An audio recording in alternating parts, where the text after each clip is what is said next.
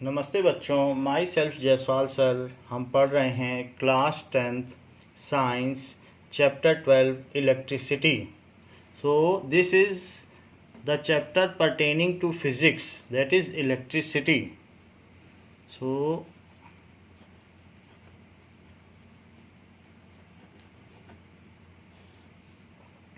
what does it mean by charge?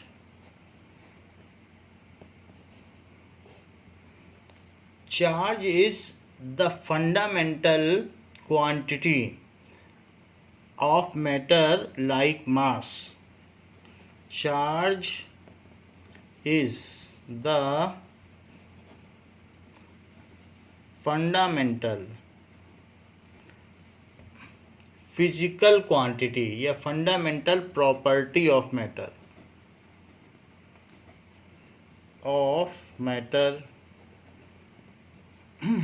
like mass. जैसे किसी भी मैटर में मास होता है, उसमें कुछ ना कुछ मास अवश्य होता है। कोई भी चीज़ ले लें, चाहे एयर हो तो एयर में भी मास होता है, या कोई भी मैटर हो उसमें मास होता है। उसी तरीके से उसमें चार्ज भी होता है। Charge is also a fundamental property. Charges are of two types.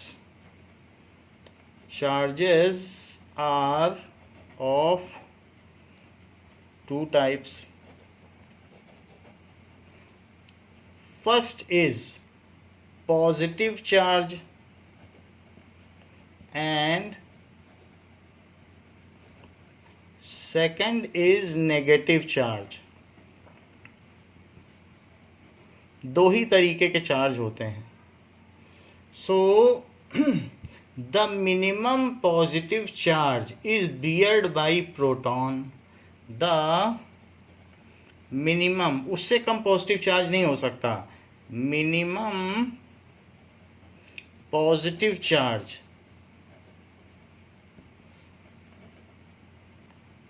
Is beared. Beared का मतलब धारण किया जाता है by proton, and that is it is plus 1.6 into 10 to the power minus 19 coulomb. इतना चार्ज होता है. और 1.6 into 10 to the power minus 19 सिर्फ सी भी लिखने से चलेगा. सो इतना चार्ज एक प्रोटॉन में होता है. कहीं पर अगर एक प्रोटॉन दिख जाए आपको, तो उस पर जो चार्ज होगा, that charge can be represented by Q. So charge is represented by Q. इसका सिंबल क्या है? क्यू. तो यहाँ पर क्यू होगा 1.6 into 10 to the power minus 19 coulomb. ये चीज़ है. And any positive charge is integral multiple of this basic amount of charge. मान लीजिए अगर बाजार में आधा लीटर दूध मिलता है, तो आप उससे 1 लीटर मांगोगे, 2 लीटर मांगोगे तो दे देगा. कोई 1 लीटर मांगोगे तो 2 पैकेट दे देगा, और 2 लीटर मांगोगे तो 4 पैकेट दे देगा. आप उससे 600 ml मांगोगे तो नहीं दे पाएगा, वो पैकेट काट के तो दे नहीं देगा. तो इस तरीके से What does it mean by quantization of charge? यानी जो भी चार्ज किसी चीज़ में है, या तो वो 10 प्रोटॉनों की वजह से है, या 20 प्रोटॉनों, या 100 प्रोटॉन, या मिलियंस ऑफ प्रोटॉन्स. लेकिन 1.5 प्रोटॉन तो नहीं हो सकते हैं, क्योंकि प्रोटॉन को कट नहीं किया जा सकता. It is not divisible. तो जो भी जितने भी एक्सेस प्रोटॉन्स होंगे किसी चीज़ में, उसकी वजह से उसमें पॉजिटिव चार्ज होगा. So the charge beared by any body is integral multiple. इसी में किसी इंटीजर का मल्टीप्लाई कर दो, 10, 20, 100, उतना ही चार्ज किसी में हो सकता है.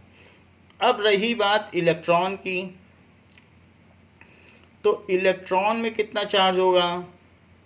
That is minus 1.6 into 10 to the power minus 19 coulomb. The minimum negative charge is beared by electron.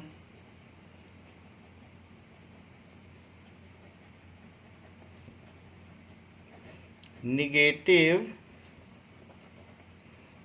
charge is beared by electron.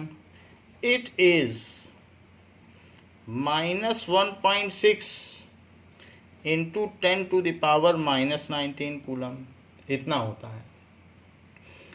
And proton and electrons are undivisible, so इसलिए कुछ प्रॉपर्टीज हम देखें। So properties of charges, properties of charge, पहली चीज कि similar charges repel each other while unlike charges attract each other.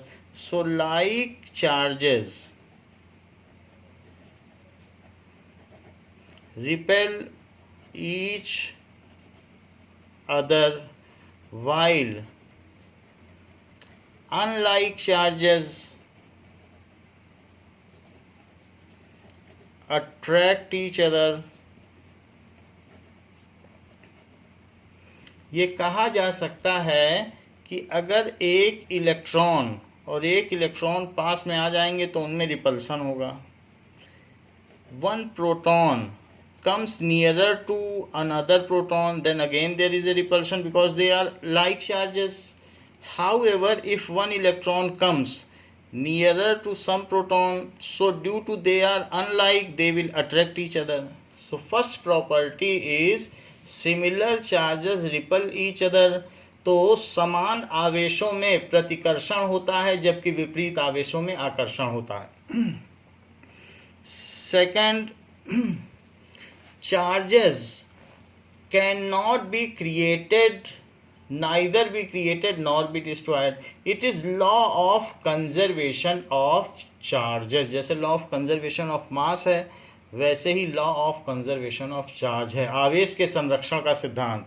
So law of conservation of charge,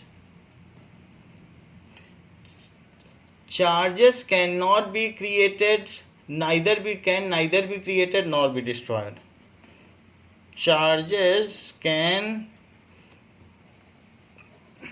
neither be created nor be destroyed. ये total amount of charges in universe is conserved। जितना भी पूरे ब्रह्मांड में charge है वो संरक्षित है, ये भी law of conservation of charge है। Total amount of charge in universe is conserved, ये है। However, when equal and opposite charges come nearer to each other, they neutralize each other। तो सिर्फ वो जीरो चार्ज हो जाएगा, इसका ये मतलब नहीं है कि वो एनिहिलेट हो जाएंगे, वो एक दूसरे को नष्ट नहीं कर देंगे। Their proximity results in zero charge, उनका पास में आना जीरो चार्ज बस बना देता है। And they again can be separated from each other. However, when equal and opposite charges comes nearer to each other, वो पास में आ जाएं, nearer to each other,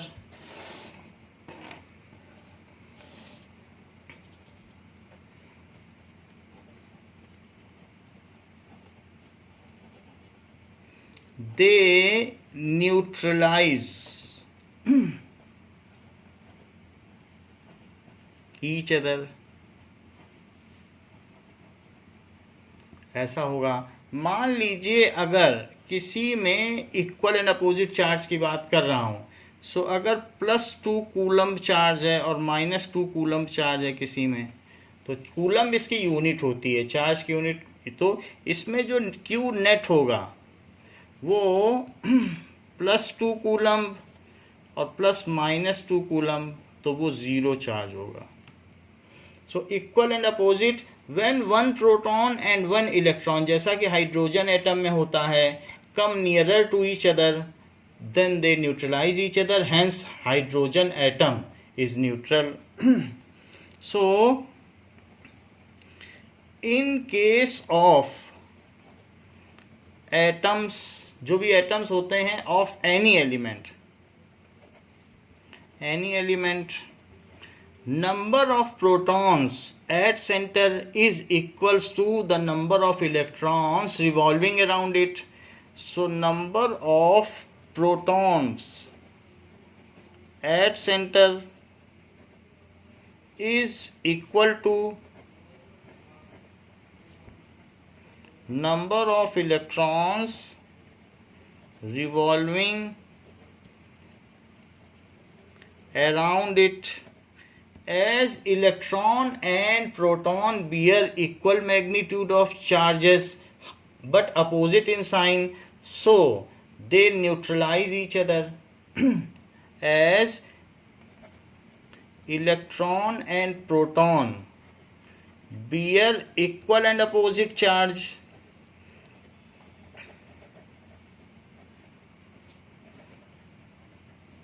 so atom is electrically neutral as a whole. So atom of any kind, चाहे किसी भी element का हो, is electrically neutral as a whole.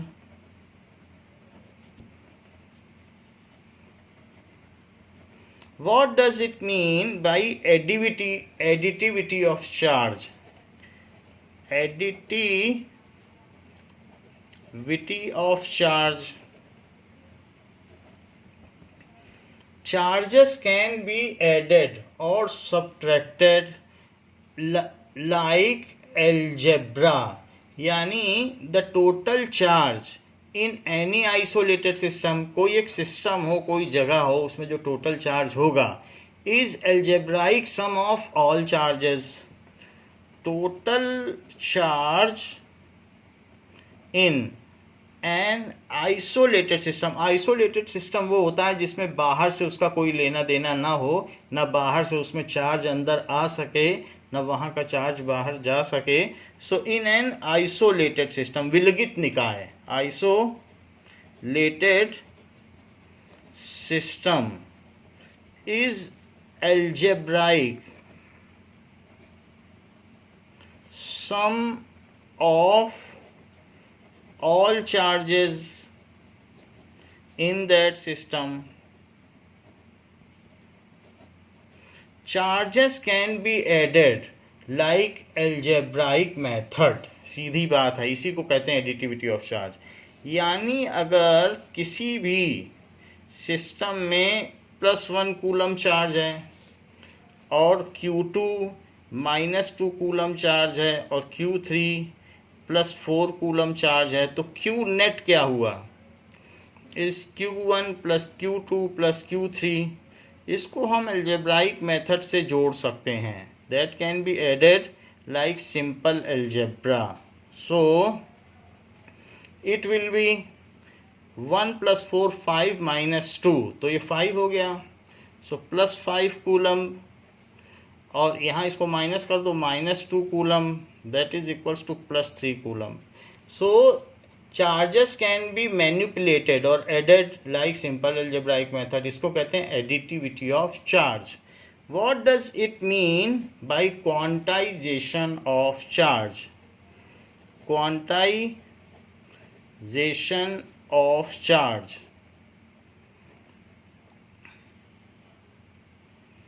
charge beared by any matter, charge beared by any matter is integral multiple of minimum possible charge, integral multiple of minimum possible charge. यानी अगर किसी भी चीज़ में आपको चार्ज निकालना है, so it is equals to n e, जहाँ e क्या होगा, it is the charge of electron और प्रोटॉन विद साइन। ई क्या है here, e is the charge beared by electron और प्रोटॉन। ई ही लिखा जाएगा चाहे प्रोटॉन का भी चार्ज हो, विथ साइन। ये चीज है। सो इसको जरा समझें। And n is some integer, some integer. जैसे कि कभी आपने ऐसा किया है कि ड्राई बालों को कॉम्ब से रगड़ा हो, तो कॉम्ब में क्या होता है कि पॉलीविनाइल क्लोराइड का बना होता है, तो क्लोरीन उसमें होने की वजह से वो आपके बाल के सारे इलेक्ट्रॉन ले लेगा, तो आपके बाल खड़े हो जाएंगे। ड्राई हेयर होने चाहिए, और उसमें कॉम्ब को रगड़िए या पेन को रब करें तो आप देखेंगे कि उसमें क्या होगा कि उससे आपके हेयर से चार्ज उसमें चले जाएंगे। या कभी विंटर में ऐसा हो जो स्वेटर हो और उसको आप उतारते हैं तो उसमें से क्रैकलिंग साउंड्स आता है, तो वो सब चार्ज के ट्रांसफर की वजह से होता है। When two dissimilar bodies are rubbed with each other then charges are transferred from one body to other. तो अगर आप कभी भी एक बॉडी से दूसरे बॉडी को रब करेंगे, तो मान लीजिए आपने रब किया, तो रब करने के बाद एक ये बॉडी है और एक ये बॉडी है, तो इसको आपने इसमें रब किया, तो इसमें से मान लीजिए कुछ इलेक्ट्रॉन इसमें ट्रांसफ़र हो गए, 4 इलेक्ट्रॉन या 3 इलेक्ट्रॉन या 4 इलेक्ट्रॉन इसमें ट्रांसफ़र हो गए, 4 इलेक्ट्रॉन चले गए, तो इसमें 4 एक्सेस पॉजिटिव चार्ज आ जाएगा। क्यों? क्योंकि पहले तो ये मटेरियल न्यूट्रल था। हमने बताया कि एटम क्या होता है, इलेक्ट्रिकली न्यूट्रल होता है। लेकिन when two dissimilar bodies are rubbed with each other, तो एक बॉडी में से दूसरी बॉडी में इलेक्ट्रॉन ट्रांसफ़र हो जाते हैं। प्रोटॉन तो नहीं ट्रांसफ़र होते हैं, क्योंकि एटम तो नहीं ट्रांसफ़र होगा। एटम तो बहुत बड़ा होता है, उसमें तो बहुत कुछ होता है। जैसे ऑक्सीजन के एटम के सेंटर में 8 प्रोटॉन हैं, 8 न्यूट्रॉन हैं, और बाहर में 2 इलेक्ट्रॉन यहाँ पर होंगे और 6 यहाँ पर होंगे। 1 2 3 4 5 6। सो ये पूरी चीज़ नहीं ट्रांसफ़र हो सकती, एक इलेक्ट्रॉन ट्रांसफ़र हो सकता है रब करने पर, तो बाकी वहीं रह जाएगा। तो अब अगर एक इलेक्ट्रॉन इसमें से चला गया तो इसके सेंटर में 8 प्रोटॉन और आउटर में 7 इलेक्ट्रॉन, तो एक एक्सेस प्रोटॉन बचा कि नहीं? 8 प्रोटॉन, एक इलेक्ट्रॉन चला गया। किस में चला गया? इसमें चला गया। फिर दूसरे ऑक्सीजन एटम में से भी एक चला गया। मैं एक एग्जांपल दे रहा हूँ, ऑक्सीजन तो एक गैस है, एक दूसरा कोई मेटल ले लो, सोडियम ले लो, तो उसमें से इलेक्ट्रॉन चले गए, तो जितने चले गए प्रोटॉन तो यहीं रह गए, तो इसमें 4 यूनिट्स ऑफ पॉजिटिव चार्ज बच जाएगा। क्या बच जाएगा? 4 एक्सेस प्रोटॉन बच जाएंगे, क्योंकि 4 इलेक्ट्रॉन इधर चले गए। 4 यूनिट्स ऑफ पॉजिटिव चार्ज। मेरा कहने का मतलब है when two dissimilar bodies are rubbed with each other, तो अगर आप किसी ग्लास रॉड को स्वेटर में रब करेंगे तो भी वो चार्ज हो जाएगी। तो ऐसा कुछ भी, ग्लास को किसी वूल से रब करिए, ग्लास तो सबके घर में होता है, कांच का ग्लास, तो आप देखेंगे चार्ज ट्रांसफ़र हो जाते हैं। तो 4 यूनिट्स ऑफ पॉजिटिव चार्ज। तो अगर आपसे पूछा जाए और इसमें क्या है बताइए, चूंकि 4 इलेक्ट्रॉन अब इसमें ट्रांसफ़र हो गए, वैसे ये भी न्यूट्रल था, ये भी न्यूट्रल था, लेकिन डिसिमिलर बॉडी को रब करने से जो ज़्यादा इलेक्ट्रोनिगेटिव है, जो नॉन मेटल है, हमेशा नॉन मेटल इलेक्ट्रॉन ले लेता है और मेटल इलेक्ट्रॉन दे देता है। यही बात होती है। मेटल की प्रॉपर्टी है इलेक्ट्रॉन देना और नॉन मेटल की है लेना। तो इसमें 4 यूनिट्स ऑफ निगेटिव चार्ज। तो मेरा यहाँ कहने का मतलब क्या है कि the net charge on this metal is 4 times the charge of proton. क्योंकि 4 इलेक्ट्रॉन गए तो 4 प्रोटॉन बच गए कि नहीं इसमें एक्स्ट्रा। बाकी तो सब न्यूट्रल हैं एटम, जितने भी प्रोटॉन है उतने इलेक्ट्रॉन है, लेकिन 4 एटम ऐसे थे जिन्होंने अपने इलेक्ट्रॉन दे दिए, तो जितने इलेक्ट्रॉन गए उतना इसमें एक्सेस पॉजिटिव चार्ज आ गया। तो जो भी टोटल चार्ज होगा वो किसी भी एटम में 1 टाइम्स ऑफ इलेक्ट्रॉन होगा या 1 टाइम्स ऑफ प्रोटॉन होगा 2 टाइम्स 3 टाइम्स 1.5 टाइम्स नहीं होगा, क्योंकि हाफ इलेक्ट्रॉन तो ट्रांसफ़र नहीं करेगा। तो वही उन्होंने कहा है कि किसी भी बॉडी पर जितना आवेश धारण किया जाता है वो न्यूनतम आवेश का पूर्णांक के रूप में गुणन होता है। ये पूर्णांक है, यानी n का मतलब फ्रैक्शन नहीं हो सकता। या तो 10 इलेक्ट्रॉन गए होंगे या 20 गए होंगे या 30 गए होंगे, कोई ये कह दे नहीं 30.5 गए तो गलत कह रहा है। n इज इंटीजर, इंटीजर ही हो सकता है। तो इसको कहते हैं क्वांटाइजेशन यानी पैकेटाइजेशन ऑफ चार्ज। चार्ज लिए और दिए जाते हैं पैकेट के तौर पर, और वो पैकेट है इलेक्ट्रॉन का। क्वांटा मतलब पैकेट होता है। पैकेटाइजेशन, तो आप दूध भी लेने जाओगे तो उससे कहोगे ½ लीटर दे दो 1 लीटर दे दो, तो पैकेट में ही देगा वो, 600 ml थोड़े ना दे देगा। तो वैसे चार्ज भी जो भी बियर किया जाता है वो मिनिमम पैकेट के इंटीग्रल मल्टीपल के तौर पर होता है, ये चीज़ है। तो अब जरा यहाँ देखें, तो इस केस में चार्ज बियर्ड बाई मेटल क्या होगा?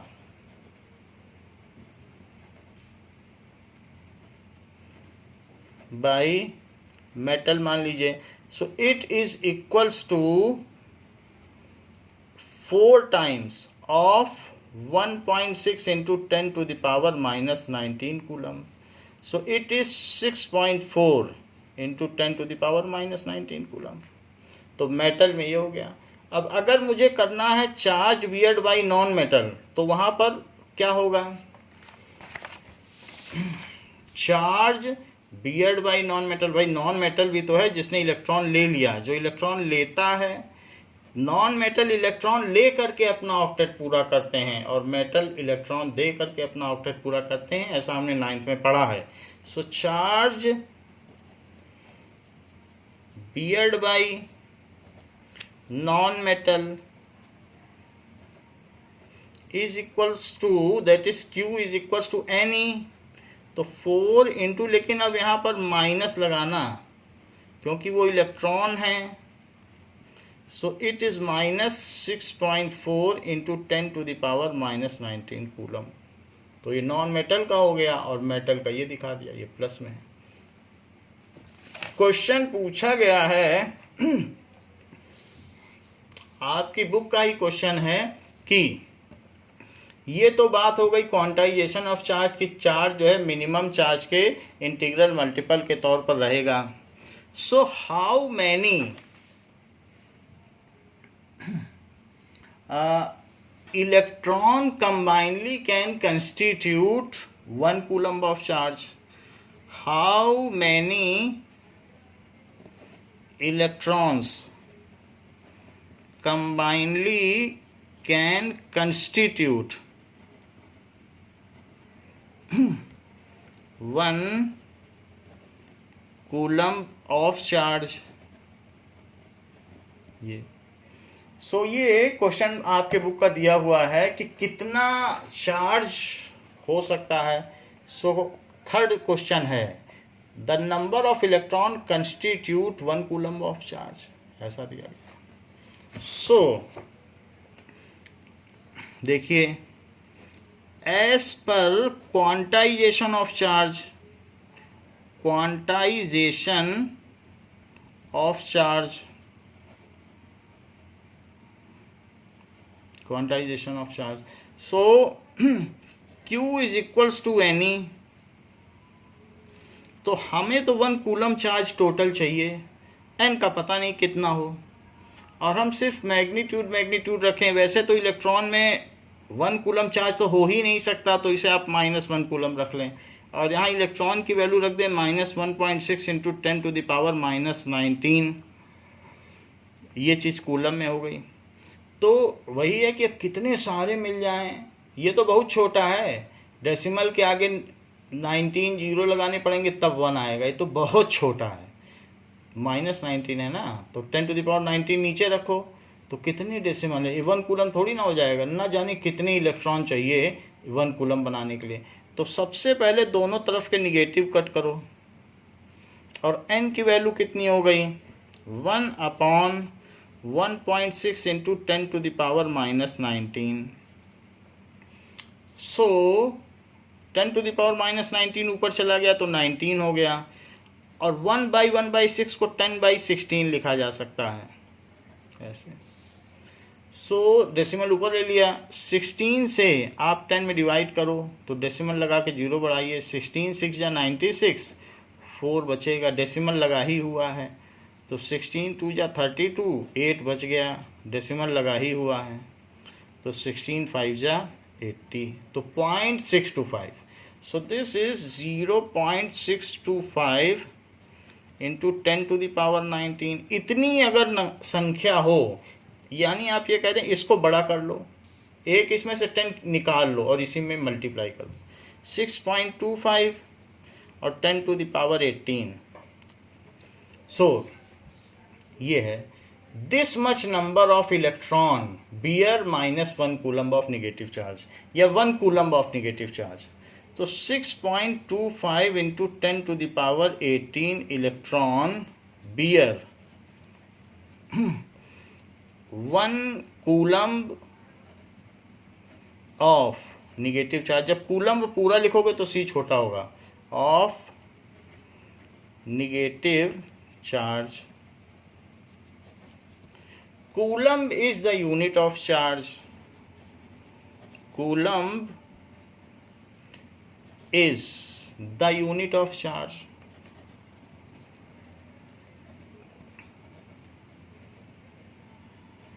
तो कूलम्ब यूनिट है चार्ज की। अब जरा देखिए कि तो डिफाइन करो 1 कूलम्ब। 1 कूलम्ब क्या, ऐसी छोटा ही लिखना है। सो it is the amount of charge beared by this much number of proton। क्योंकि इलेक्ट्रॉन तो माइनस में चार्ज रखेंगे, -1 कूलम्ब, हम तो 1 कूलम्ब को डिफाइन कर रहे हैं, तो इलेक्ट्रॉन की जगह प्रोटॉन ले लो तो वो 1 कूलम्ब पॉजिटिव चार्ज रखेंगे। द चार्ज बियर्ड बाई, ये डेफिनेशन है, the charge beared by 6.25 into 10⁻18 proton is called 1 coulomb of charge। आप सोच सकते हैं कि कितने सारे प्रोटॉन है, ये 1 2 नहीं है, 10⁻18, 18 जीरो लगाने पड़ेंगे, ये संख्या बहुत बड़ी है। टोटल आप ये देखिए 10⁻9, 7 इंटू 10⁻9 तो ह्यूमन पॉपुलेशन है, ये उससे भी काफ़ी ज़्यादा है। तो आप समझ लीजिए कितनी बड़ी क्वांटिटी है, 1 कूलम्ब ऑफ चार्ज कितना बड़ा चार्ज है। So as this is very large quantity, so in general we use smaller quantity of charge.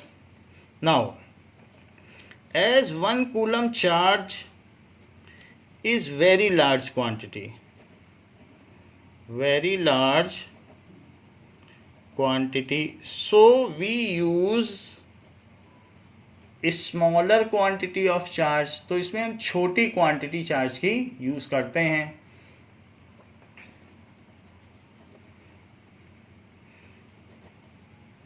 Quantity of charge, जैसे 1 माइक्रो कूलम्ब, वो कितना होता है 1 माइक्रो कूलम्ब, इसको माइक्रो वर्ड कहते हैं, micro coulomb. 1 micro coulomb is 10⁻⁻6 coulomb. तो कभी छोटी यूनिट अगर हमें लिखनी हो तो इस तरीके से लिखा जा सकता है, 1 मिली कूलम्ब, सो 10⁻⁻3 कूलम्ब, ऐसे हम लिख सकते हैं। तो this is all about 1 coulomb कि 1 कूलम्ब चार्ज क्या होता है। नाउ अगली बात है कि flow of charges constitute electricity, electric current. Flow of charges constitute electric current.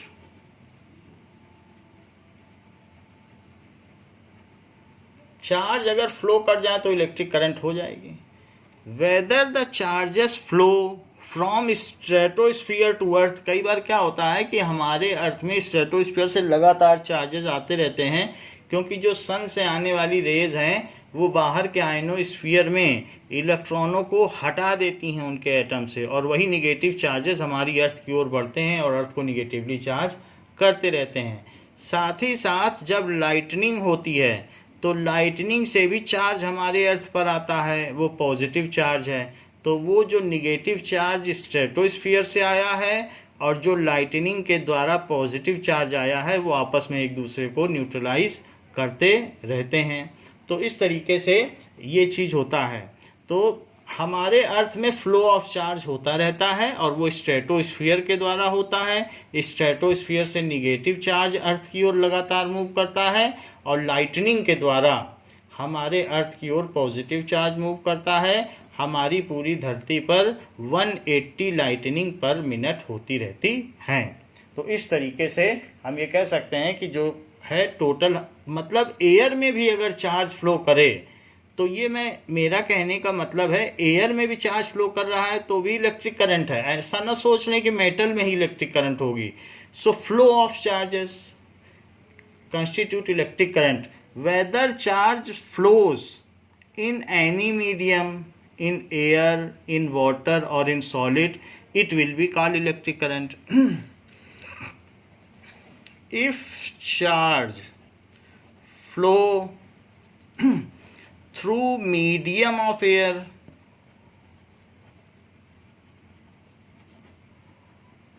Medium of air, water electrolyte है। जब वाटर की इलेक्ट्रोलिसिस करते हो तो कुछ चीज़ें हैं जैसे H+ आयन और OH- आयन, वो अपने रिस्पेक्टिव इलेक्ट्रोड की ओर बढ़ते हैं, ऐसा हमने फर्स्ट चैप्टर में पढ़ा है। सो एयर में भी हो सकता है चार्ज का मूवमेंट, वाटर में भी हो सकता है, और सॉलिड कहीं पर भी हो सकता है। लिक्विड है लेकिन इन जनरल वाटर में ही होता है।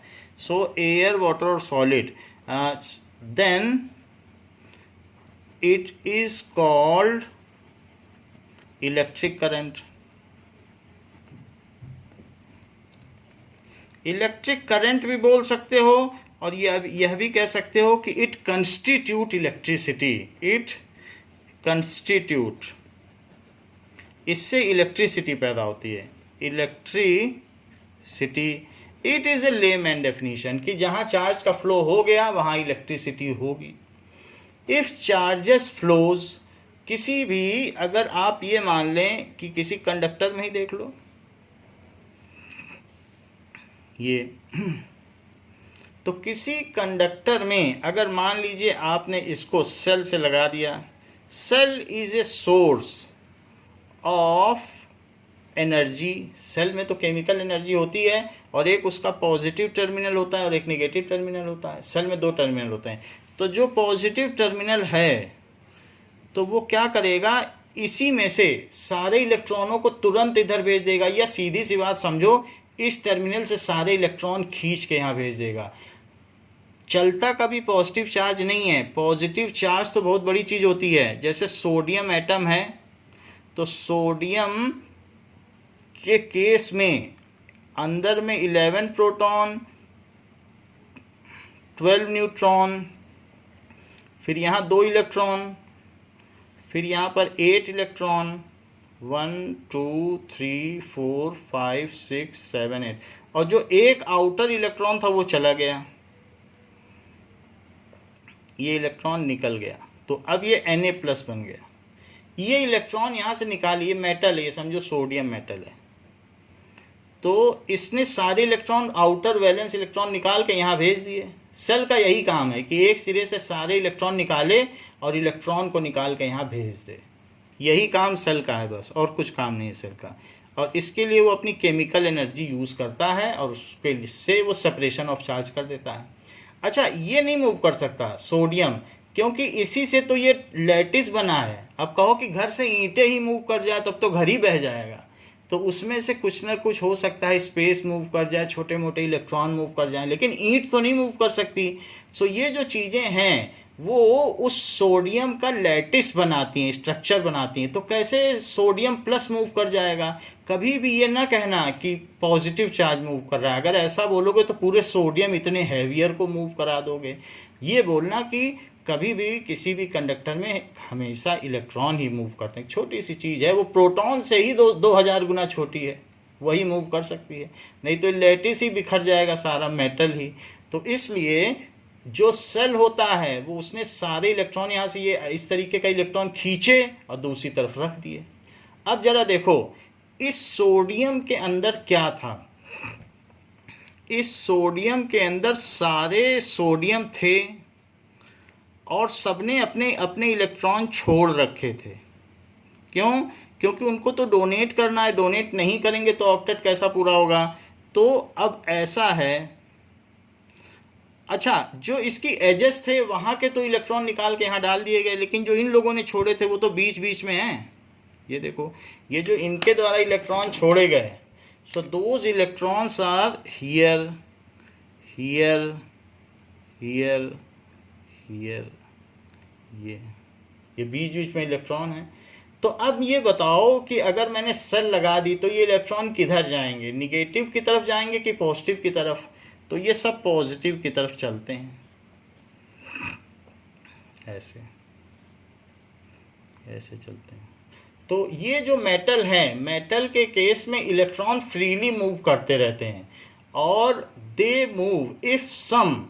ये जो हमने लगा दिया एक्सटर्नल सेल, तो इसका मतलब है कि एक एंड हमने पॉजिटिव कर दिया और एक निगेटिव कर दिया, तो चार्ज मूव कर जाएंगे।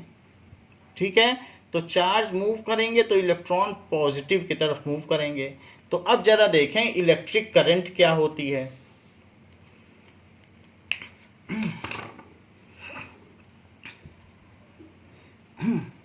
That is electric current.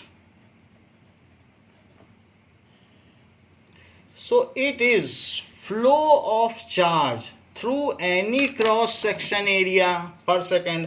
अगर मान लीजिए मैं कोई क्रॉस सेक्शन एरिया, यहाँ पर एक क्रॉस सेक्शन एरिया ले लूँ, ये क्रॉस सेक्शन एरिया यहाँ पर, और यहाँ पर अपनी नज़रें गड़ा दूँ और मैं देखता जाऊं कि कितना यहाँ से इलेक्ट्रॉन मूव कर रहे हैं। कोई भी क्रॉस सेक्शन एरिया हमने यहाँ पर ले लिया है। अब ये मैं इसमें देख रहा हूँ कि कितने सारे इलेक्ट्रॉन मूव कर रहे हैं और एक सेकंड में कितना चार्ज मूव कर रहा है। सो ये देखा जाए, कुछ ना करिए, आप ऐसा करिए, सड़क पे खड़े हो जाइए और एक जगह बस देखते रहिए कि कितनी बाइक्स और कितनी व्हीकल मूव कर रही हैं। तो जो भी मूवमेंट होगा पर सेकंड, जितना चार्जेस का होगा पर second through any cross sectional area, छोटी सड़क हो या बड़ी सड़क हो, पतला वायर हो या मोटा वायर हो, उससे हमें ज़्यादा लेना देना नहीं है। So amount of charge flowing through any cross sectional area per second is called electric current. Amount of charge flowing through any cross sectional area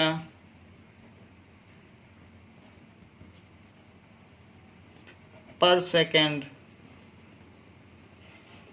is called electric current. जो इलेक्ट्रिक करंट है वो I से denote होती है। So it is I। मान लीजिए यहाँ मैंने आँख रखी और हमने देख लिया यहाँ पर कि भाई हमने देखा, टोटल चार्ज काउंट करते रहे, जब 6.25 into 10 to the power 18 electron गुजरे तो 1 कूलम्ब मानना। अभी हमने पहले 1 कूलम्ब की डेफिनेशन बताई है कि नहीं, कि charge beared by 6.25 into 10 to the power 18 electron is equal to -1 coulomb, और इतने ही प्रोटॉन के द्वारा बियर्ड किया गया चार्ज +1 कूलम्ब है। तो खैर यहाँ मैं मैग्नीट्यूड की बात कर रहा हूँ, तो अगर इतने इलेक्ट्रॉन गुजरें तब 1 कूलम्ब मानना। मान लीजिए मैंने इसको कुछ देर देखा और 4 कूलम्ब चार्ज मूव कर गया, और मैंने इसको 2 सेकंड तक देखा, तो 1 सेकंड में कितना चार्ज गुजरा होगा इस क्रॉस सेक्शन एरिया से, वही इलेक्ट्रिक करंट है। तो इलेक्ट्रिक करंट क्या है कि पर सेकंड कितना गुजरा। So electric current is equals to total charge moved, कितना मूव किया और कितने समय में मूव किया, टोटल टाइम। तो हमने यहां देख लिया कि टोटल चार्ज जो 4 कूलम मूव किया और टोटल टाइम उसने 2 सेकंड लिया। भाई 4 कूलम मूव किया था कि नहीं, अभी ऊपर दिखाया। सो it is 2 coulomb per second, second छोटे से कूलम बड़े से। तो या फिर इसे 2 एम्पियर कहेंगे। कूलम पर सेकंड का दूसरा फॉर्म क्या है, एम्पियर, क्योंकि एम्पियर ने ही ये जो है Andre Marie Ampere has introduced the concept of electric current. So on his name the name of the unit of electric current is allocated as ampere. So ampere is unit of electric current on name of. जब ampere लिखोगे तो छोटे से लिखना है और ए लिखोगे तो बड़े से। साइंटिस्ट का नाम बड़े से नहीं लिखोगे क्योंकि बुक रद्दी में बिक जाएगी, फिर उसका अपमान होता है। तो इसलिए चाहे न्यूटन लिखो या एम्पियर लिखो या कूलम लिखोगे तो इस तरीके से चार्ल्स डी कूलम के नाम पे कूलम आया है, तो जो भी है वो आप छोटे से ही लिखेंगे अगर पूरा नाम लिखोगे। वो भी यूनिट है, एम्पियर भी यूनिट है, फुल भी लिख सकते हो। इज इक्वल्स टू 2 लिखोगे तो एम्पियर ऐसे भी लिख सकते हो। On the name of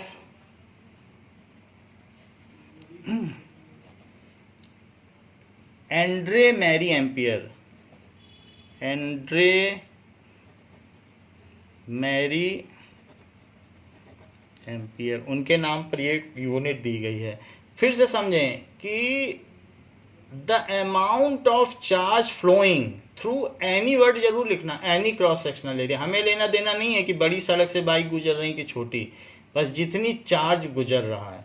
so any cross sectional area से जितना चार्ज 1 सेकंड में गुजर रहा है उसी को विद्युत धारा कहते हैं, that is called the electric current. So I is equals to Q by T. So its unit is ampere. Unit of current is ampere.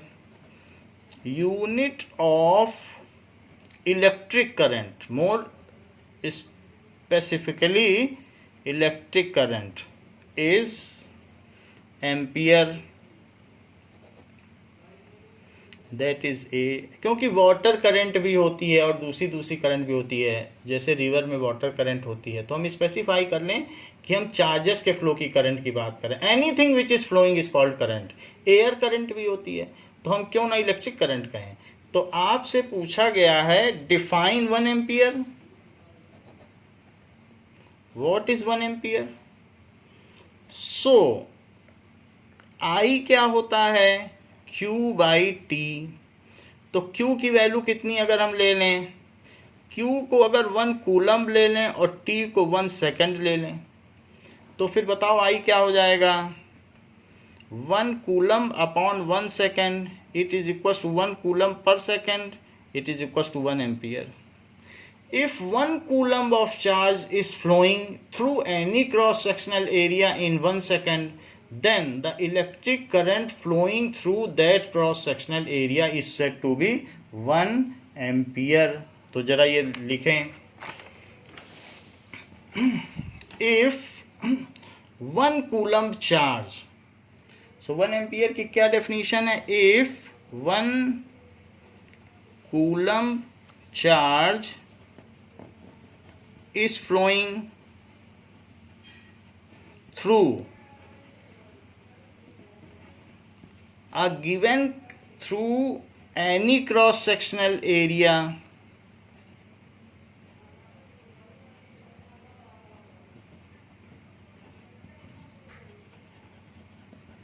in 1 second, then electric current flowing through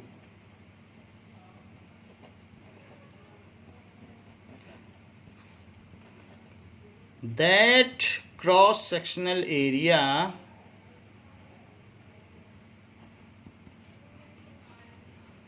is 1 ampere, ये 1 ampere है। 1 coulomb charge अगर 1 second में move कर रहा है, 1 coulomb charge 1 second में move कर रहा है, तो 1 कूलम अपॉन 1 सेकंड, तो 1 एम्पियर हो गया। तो ये चीज़ है। कुछ लोग कहते हैं कि नहीं, हम दूसरी तरीके से एम्पियर डिफाइन करेंगे, तो उनकी भी बात मान लेनी चाहिए। इफ़ 6.25 इंटू 10⁻18 इलेक्ट्रॉन पासेस, देखो वो 1 कूलम नहीं लिख रहे हैं, वो इतने इलेक्ट्रॉन लिख रहे हैं, लेकिन इतने इलेक्ट्रॉन भी तो 1 कूलम भी होते हैं। Passes through any cross sectional area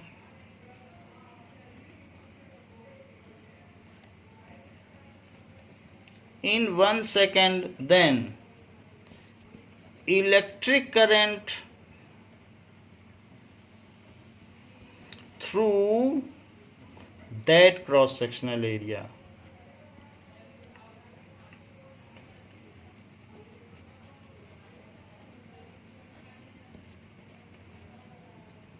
is 1 ampere, ऐसे भी लिखा जा सकता है। तो ये यूनिट ऑफ करंट है और इसको 1 एम्पियर कहते हैं। तो यहाँ पर दिया गया है कि define the unit of current, देखो सेकंड क्वेश्चन दिया गया है, define the unit of current, तो ये है। So what does the electric circuit means, अब एक और क्वेश्चन पूछ लिया गया है ऊपर। चलिए, इतनी बात तो आपको समझ में आ गई कि 1 एम्पियर क्या होता है। अब देखो कि current is also measured in microampere and milliampere. Current is also measured in microampere, that is microampere, जैसे अभी माइक्रो कूलम लिखा था, and milliampere. So 1 micro ampere is 10⁻⁻6 ampere. कभी भी माइक्रो लग जाए तो ऐसे कर देना।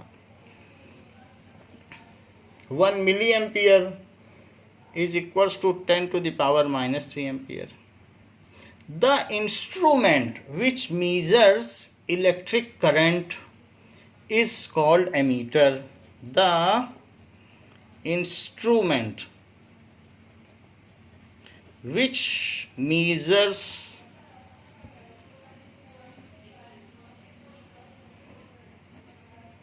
इलेक्ट्रिक करंट इज कॉल्ड, जो इलेक्ट्रिक करंट को मेजर करे, इज कॉल्ड एमीटर। उसको क्या कहेंगे? That is ammeter.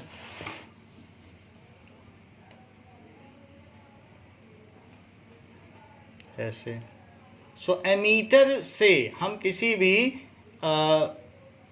सर्किट की करंट को मेजर कर सकते हैं। जैसे कि दिस इज एमीटर, ये एक एमीटर है। सो एमीटर इस तरीके का होगा और इससे हम क्या कर सकते हैं?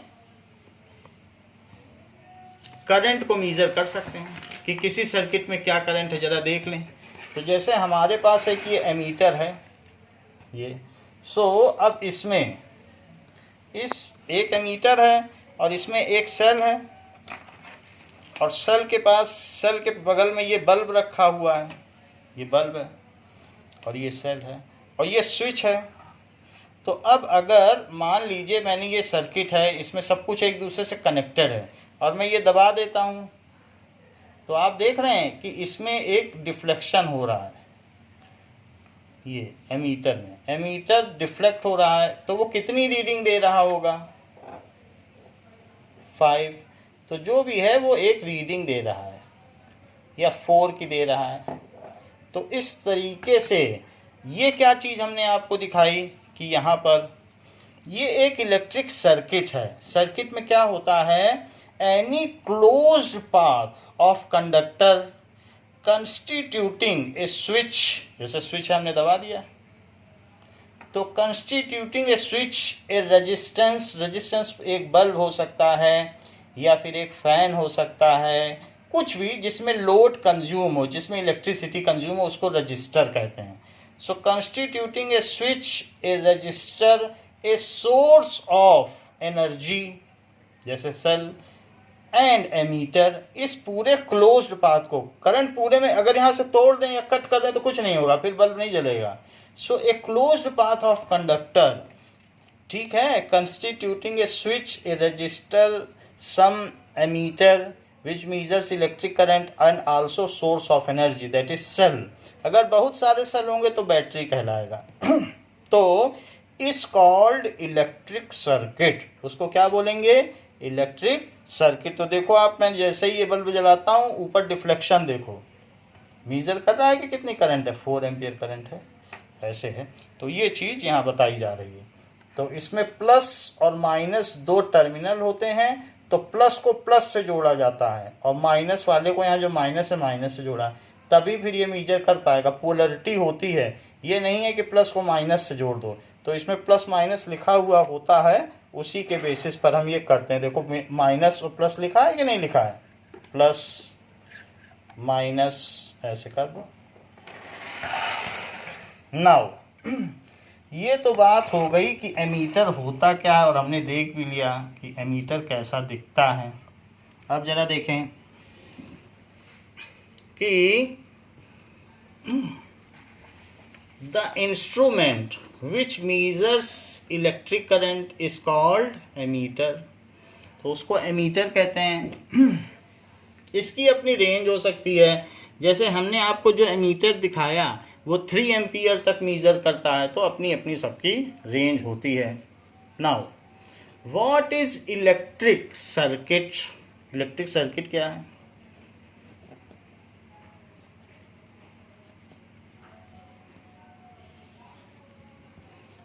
Electric circuit, the closed path of conductor, closed path of conductor, ठीक है, हैविंग, उसमें क्या क्या चीजें होनी चाहिए, having source of potential difference. Potential difference का मतलब, जैसे पोटेंशियल डिफरेंस का मतलब समझो क्या है, कि मान लीजिए कि 2 अलग अलग चीज़ों में पानी भरा हुआ है, और इसको मैं एक ट्यूब से कनेक्ट कर दूं, तो यहाँ भी पानी भरा हुआ है और यहाँ भी पानी भरा हुआ है. तो आपको मालूम है कि वाटर कहाँ से कहाँ जाएगा, तो वाटर इसमें से मूव करते करते इसमें चला आएगा. तो इसको कहते हैं पोटेंशियल डिफरेंस, और ये वाटर पोटेंशियल डिफरेंस है. तो वाटर इधर फ्लो कर जाएगा, वाटर पोटेंशियल डिफरेंस. ऐसे ही जो सेल होता है उसमें एक एंड पे हायर चार्ज होता है, पॉजिटिव चार्ज को हाई पोटेंशियल कहते हैं. यहाँ पर भी हाई पोटेंशियल है, हाई ग्रेविटेशनल पोटेंशियल, क्योंकि वाटर हाइट पर है तो mgh होती है कि नहीं पोटेंशियल एनर्जी, तो gh ज़्यादा है. तो ये हुआ ग्रेविटेशनल पोटेंशियल डिफरेंस. और यहाँ पर किसी में पॉजिटिव चार्ज बहुत ज़्यादा है और किसी में पॉजिटिव चार्ज कम है, यानी वहाँ निगेटिव चार्ज है. तो हमेशा ये माना जाता है कि इधर से इधर एनर्जी चलेगी. होता ऐसा नहीं है, लेकिन ये तब की बात है जब लोगों को इलेक्ट्रिसिटी के बारे में ज़्यादा नहीं पता था, तो वो सोचते थे कि पॉजिटिव चार्ज ही फ्लो करता है, क्योंकि positive is having much energy. तो वो ये सोचते थे कि पॉजिटिव चार्ज फ्लो करता है, तो पॉजिटिव चार्ज को हमेशा हायर पोटेंशियल माना जाता है. हमने रीजन आपको बता दिया, पॉजिटिव चार्ज फ्लो नहीं करता, सो ये हाई पोटेंशियल माना जाता है. और ये क्या माना जाता है, लो पोटेंशियल. जैसे यहाँ पर हमने आपको पीछे दिखाया, तो 2 चीज़ें हैं यहाँ पर. एक चीज़ हमने बताई कि यहाँ से सारे इलेक्ट्रॉन इसने खींच लिए और यहाँ डाल दिए. तो बताओ इलेक्ट्रॉन कहाँ से कहाँ चला, यहाँ से चला और यहाँ चला, तभी तो यहाँ पहुँचा. तो इलेक्ट्रॉन जिधर चलता है, हम तो आज जानते हैं कि इलेक्ट्रॉन ऐसे मूव करते हैं, लेकिन जो 70 ईयर्स बैक साइंटिस्ट थे वो ये बात नहीं जानते थे. वो सोचते थे प्लस चार्ज मूव करता है, अगर प्लस मूव कर जाएगा तब तो लैटिस बिखर जाएगा, तो प्लस नहीं मूव करता. तो करंट की डायरेक्शन क्या होती है, opposite to movement of electron, हमेशा ये बात याद रखना। तो करंट कैसा होगा, इलेक्ट्रॉन इधर चल रहा है तो हम ये मानेंगे करंट कैसे हो रही है, ऐसे। Current moves from positive terminal through conductor and up to negative terminal outside the battery. ये बैटरी है या सेल है, तो current starts from positive terminal and moves to negative terminal through conductor. ये बात याद रखने वाली है। सो ये बात आप कहीं भी लिख लें, लेकिन इम्पॉर्टेंट बहुत है। सो हम यहाँ पे क्या लिख लें कि, ठीक है, तो इसी जगह पर आप लिख लें नोट में कि current moves from positive terminal, चाहे कहीं मार्जिन पर लिख लें, current moves from positive terminal and through जो आउटसाइड रजिस्टर है या कंडक्टर है,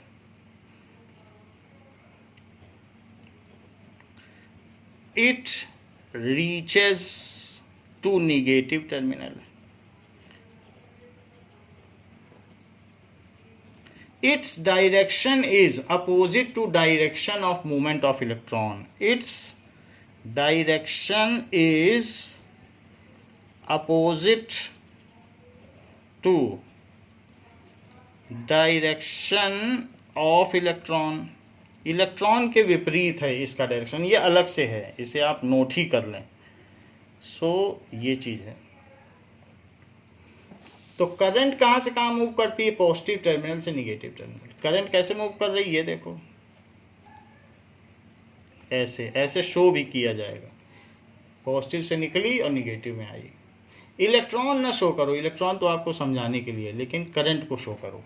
तो अब जरा देखिए कि the closed path of conductor having, closed path है, having source of potential difference. Potential difference है तभी तो पोटेंशियल डिफरेंस होता है। वाटर पोटेंशियल डिफरेंस तो नदी पहाड़ों से बह के आप हिमाद्री से निकल कर गंगा सागर में आती है कि नहीं तो वैसे ही यहाँ पर पॉजिटिव से आप ये कहिए कि फ्लो इधर होता है। Positive terminal is always at higher potential और it is at lower potential, ऐसा माना जाता है और इसी को हम कन्वेंशन को लेके चल रहे हैं। So closed path of conductor having क्या क्या चीज होगा, रजिस्टर होना चाहिए। रजिस्टर बल्ब भी हो सकता है, फैन भी हो सकता है। रजिस्टर की का मतलब स्विच, स्विच होना चाहिए। Source of potential difference, source of, पानी बहेगा ही नहीं अगर पहाड़ों से समुद्र की ओर नहीं जाएगा। एक लेवल पे तो पानी नहीं बह सकता। क्या डैम में पानी बह पाएगा, नहीं बह पाएगा क्योंकि एक लेवल है। तो इस तरीके से हमेशा हाई पोटेंशियल से कोई चीज़ लो पोटेंशियल पर चलती है, तो यही दिखाया गया है कि करंट पॉजिटिव से निगेटिव चलती है। So source of potential difference वो क्या है, सोर्स ऑफ पोटेंशियल डिफरेंस, जो पोटेंशियल डिफरेंस का कॉन्सेप्ट है अभी आपको आगे बहुत डिटेल में बताया जाएगा। आप सिर्फ इतना समझ लो कि ये सेल है, अगला टॉपिक पोटेंशियल डिफरेंस ही है। So source of potential difference, अगर कन्विंस ना हो तो सिर्फ सेल लिख लीजिए। So a closed path of conductor having register की, cell and ammeter through which current can flow, जिसमें से विद्युत धारा पास हो सकती है। Through which current can flow is called electric circuit, उसको इलेक्ट्रिक सर्किट कहेंगे, जिसमें ये सारी चीजें हों और क्लोज्ड पाथ हों। जरा देखें तो ऐसा कौन सा पाथ है जिसमें ये सब हो, तो ऐसा दिखाया जाएगा कि जैसे ये, तो ये बल्ब का सिंबल है, बल्ब दिखा दिया, तो एक बल्ब भी था। बल्ब के बाद एक उसमें सीरियली एक एमीटर था, और एमीटर के बाद यहाँ पर एक ये की है, स्विच, जिसको ऑन पोजीशन में दिखा, ये ऑन है। अगर ये बीच में डॉट ना लगाएं तो ऑफ माना जाएगा। फिर इसके बाद एक सेल भी ले सकते हो, बहुत सारे सेल लेने हैं तो बैटरी, आपकी बुक में बैटरी दिखाई गई है, बहुत सारे सेल, ये चीज़ है। तो क्या क्या चीज़ें हैं, ये प्लस है, ये माइनस है। प्लस से करंट चली, इसमें चली, इसमें लाइटनिंग हुई, तो इसमें लाइटनिंग होने के बाद प्लस जिधर है उधर ही प्लस दिखाना, नहीं तो रॉन्ग कनेक्शन हो जाएंगे, और माइनस जिधर है उधर ही माइनस दिखाना। ये स्विच है, या फिर की बोल सकते हैं, की भी बोल सकते हैं, या स्विच, ऑन ऑफ स्विच। ये ammeter, ammeter is the instrument which measures electric current. Ammeter is a device instrument used to measure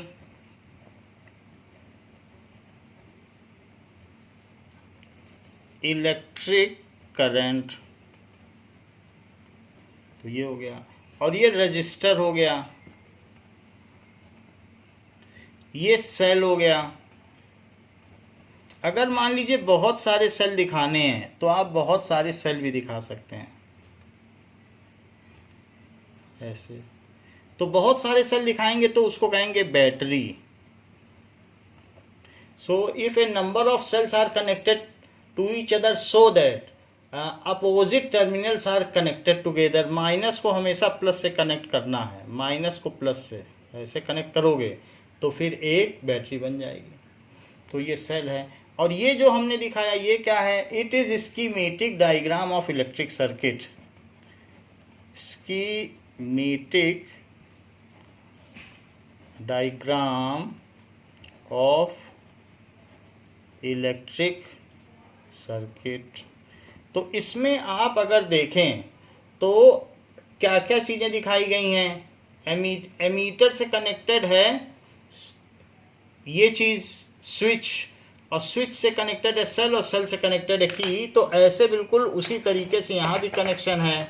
अगर हम देखें तो ये एमीटर हो गया, और एमीटर से कैसे कैसे क्या क्या चीज़ें कनेक्टेड हैं ये देख लीजिए। सो एमीटर है, एमीटर से कनेक्टेड है बल्ब, ये एमीटर है, एमीटर से हमने बल्ब को कनेक्ट कर दिया।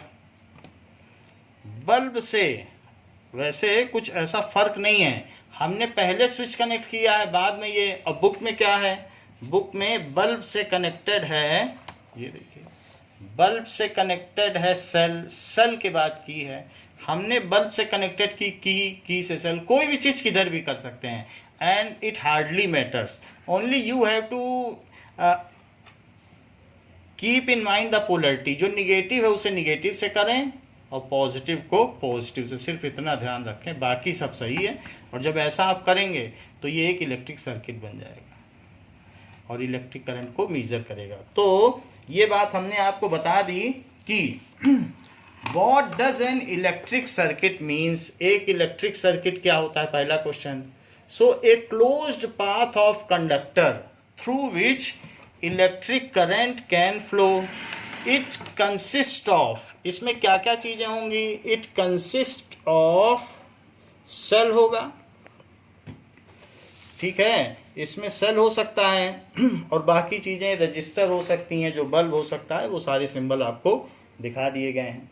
अब जरा देखें एग्जाम्पल 12.1। सो एग्जाम्पल 12.1 अब आप देखें।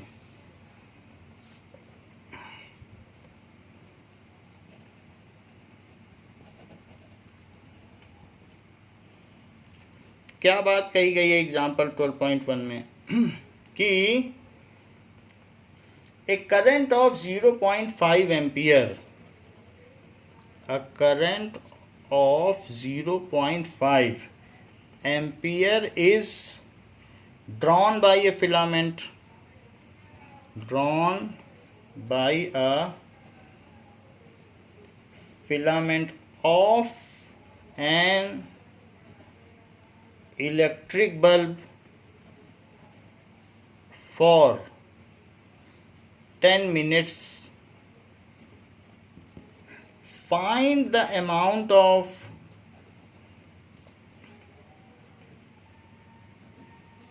electric charge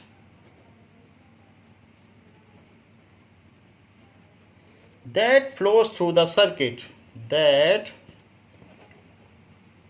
flows through the circuit, ऐसा कहा गया है। तो कितनी करंट है? I is equal to 0.5 ampere. Time कितना है? 10 मिनट। मिनट में तो नहीं चलेगा, सेकंड में बदलिए। 10 इंटू 60, 1 मिनट में 60 सेकंड होते हैं, तो इसको लिखा जा सकता है 10 इंटू 1 मिनट। 4 kg आलू का मतलब 4 टाइम्स 1 kg आलू, तो 10 टाइम्स ऑफ 1 मिनट, और 1 मिनट की जगह मैंने 60 सेकंड लिख दिए। So this is 600 second. So I is equals to Q by T. Q पूछा गया है कि Q कितना है, तो Q क्या होगा? Q is equals to I T. I क्या होगा? 0.5 एम्पियर और 600 सेकेंड। नाउ क्या आपको मालूम है एम्पियर को कूलम अपॉन सेकेंड भी कहते हैं, coulomb per second, into 600 second. तो सेकेंड से सेकेंड कट गया और 600 का 0.5 में मल्टीप्लाई करो तो 300 कूलम।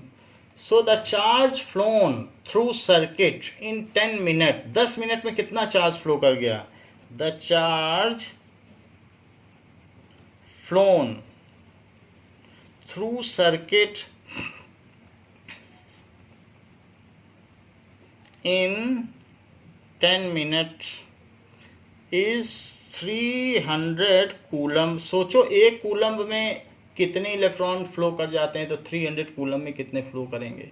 एक कूलम में 6.25 into 10 to the power 18 electron flow कर जाते हैं, तो इसमें कितने होंगे? तो 10 मिनट में उतने इलेक्ट्रॉन फ्लो कर गए। तो ये बात यहाँ पर कही गई है कि चार्ज पूछा गया है तो कितना चार्ज है।